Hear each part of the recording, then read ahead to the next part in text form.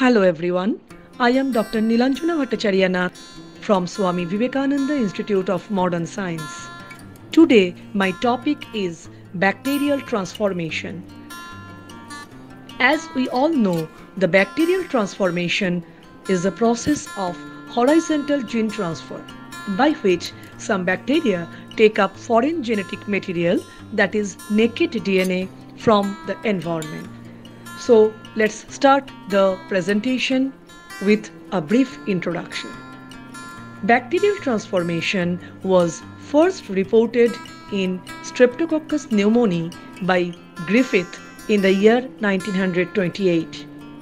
DNA as the transforming principle was demonstrated by Avery et al. In the year 1944.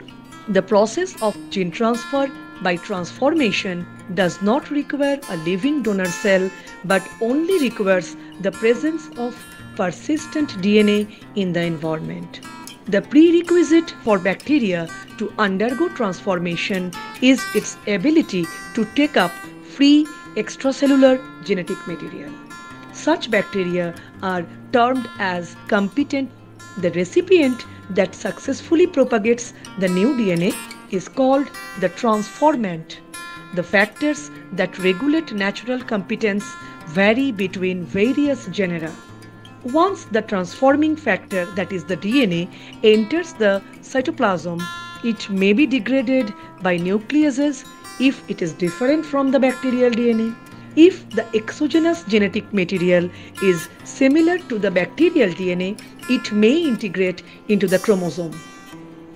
Sometimes the exogenous genetic material may coexist as a plasmid with chromosomal DNA. Next, the reasons for transformation. The phenomenon of natural transformation has enabled bacterial populations to overcome great fluctuations in population dynamics and overcome the challenge of maintaining the population members during harsh and extreme environmental changes. During such conditions, some bacterial genera spontaneously release DNA from the cells into the environment, free to be taken up by the competent cells. The competent cells also respond to the changes in the environment and control the level of gene acquisition through natural transformation process. Transformation is adopted as the most common method of gene transfer, as it is the best way for the transfer of artificially altered DNA into recipient cells. The process of transformation can transfer DNA regions of 1 to tens of kilobases. Next, the principle of bacterial transformation. Bacterial transformation is based on the natural ability of bacteria to release DNA, which is then taken up by the another competent bacterium that I have already told you. The success of transformation depends on the competence of the host cell. Competence is the ability of a cell to incorporate naked DNA in the process of transformation. In most of the naturally competent bacteria, the free DNA binds to the bacteria and the DNA is integrated into the bacterial chromosomal DNA. Organisms that are naturally transformable spontaneously release their DNA in the late stationary phase via autolysis. Next, the types of bacterial transformation.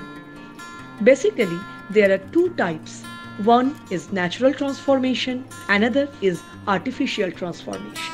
In natural transformation, bacteria naturally have the ability to incorporate DNA from the environment directly, and in case of artificial transformation, the competence of the host cell has to be developed artificially through different techniques. That's all for the first part of bacterial transformation. In the second part, I will be discussing the basic steps of transformation, transformation efficiency, and the comparison of transformation and transfection. Thank you.